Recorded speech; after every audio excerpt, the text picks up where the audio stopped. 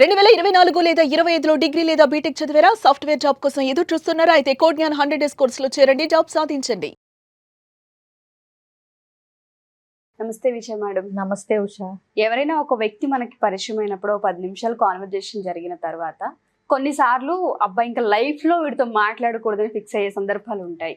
ఆ విషయం పక్కన పెడితే కొంతమందితో ఆ 10 నిమిషాల్లోనే అసలు లైఫ్ లాంగ్ వీడితో మనం ఉండిపోవచ్చు అన్న కంక్లూజన్కి వచ్చేస్తూ ఉంటాము. 10 నిమిషాల్లో అసలు ఎలా జడ్జ్ చేయగలం? వేటిని చూసి పర్ఫెక్ట్ అనుకోవచ్చు, లేదంటే అమ్మో ఇంకొద్దు అని ఆపే అవకాశాలు అసలు వేటిని చూసి మనం తీసుకోవాలి అంటారు? ఓకే, సో ఫస్ట్ ఇంప్రెషన్ అన్నమాట. ఎవరైనా అసలు మనకు 10 నిమిషాల్లో నచ్చుతున్నారు అంటే మనకి తెలియకుండానే వాళ్ళలో కొన్ని లక్షణాలు మనల్ని పాజిటివ్ గా ఇన్ఫ్లుయెన్స్ చేస్తాయి. ఒకటి, వాళ్ళని చూడగానే మంచి అంటే స్మైల్, ఒక ప్లెజెంట్నెస్ కనిపిస్తుంది వాళ్ళతో మాట్లాడేటప్పుడు.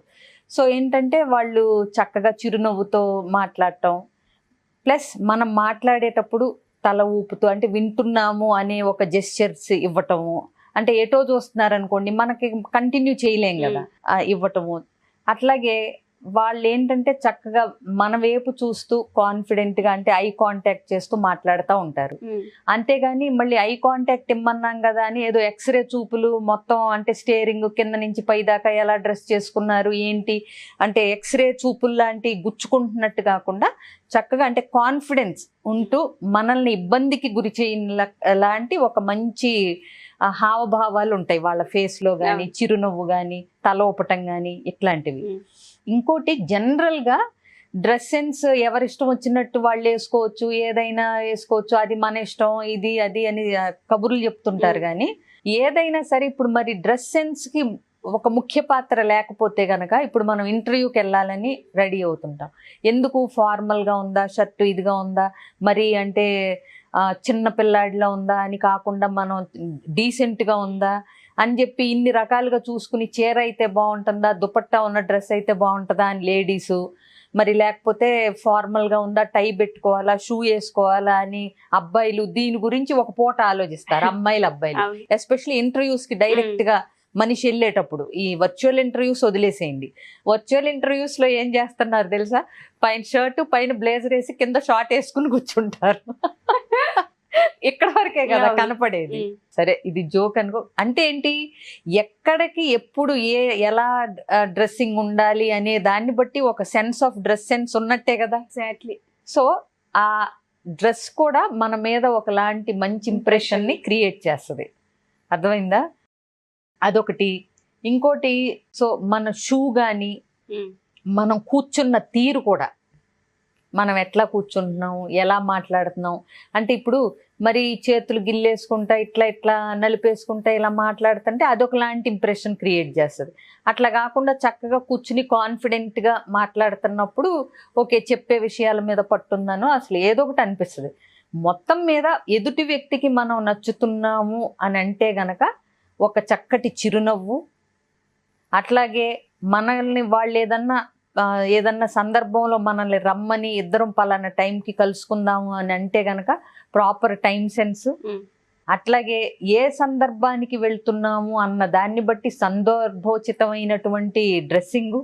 సో ఇట్లాంటివన్నీ ఉన్నప్పుడు అదే ఇప్పుడు మామూలుగా అంటే ఓవర్ మేకప్లు, టూ రెక్లెస్నెస్ అంటే ఏదో మరీ పూల చొక్కాలు వేసుకోవచ్చు. అదే నేను ఎక్కడికి వెళ్తున్నాం అన్న దాన్ని బట్టి ఇట్లా మనం ఒక వ్యక్తిని చూసినప్పుడు ఏంటంటే వాళ్ళ మీద ఒక మంచి అభిప్రాయం. ఇంకొకటి, చక్కగా పొలైట్గా నొప్పింపక తానవ్వక అన్నట్టు మాట్లాడాలి. అంతే తప్పితే గుచ్చుకునే మాటలు, వ్యంగ్యమైన బాణాలు వేయటం ఇవన్నీ చేసామనుకోండి అబ్బో అనే ఒక నెగిటివ్ ఇంప్రెషన్ వస్తుంది. సో మాట్లాడినంతసేపు చక్కటి సామరస్యంతో చక్కటి చిరునవ్వుతో మాట్లాడినప్పుడు అసలు చిరునవ్వుతో ఎవరినైనా గెలవచ్చు. అట్లాగే ఒక హుందాతనమైన ఒక మంచి డ్రెస్సింగ్ ఇట్లాంటివి ఉన్నప్పుడు ఏంటంటే అరే ఆవిడతో మాట్లాడితే అసలు 10 నిమిషాలు నిమిషం లాగా అయిపోయినాయి, మళ్ళీ ఎప్పుడన్నా కనిపిస్తే చక్కగా బాగుంటుంది, ఇంకోసారి కలిస్తే ఇలాంటి వాళ్ళు అనుకోవచ్చు.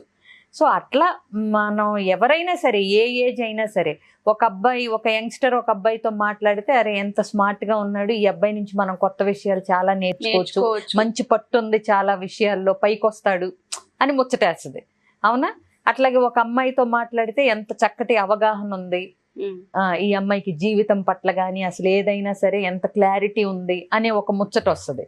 సో ఏదైనా ఒక వ్యక్తిని కలిసి మనకి ముచ్చట వేసింది, అది ఏ వయసు వాళ్ళైనా వయసుతో సంబంధం లేకుండా అంటే గనక వాళ్ళల్లో ఒక మంచి వ్యక్తిత్వము, ఒక మంచి సంస్కారము ఉట్టిపడతా ఉంటది వాళ్ళ సమక్షంలో.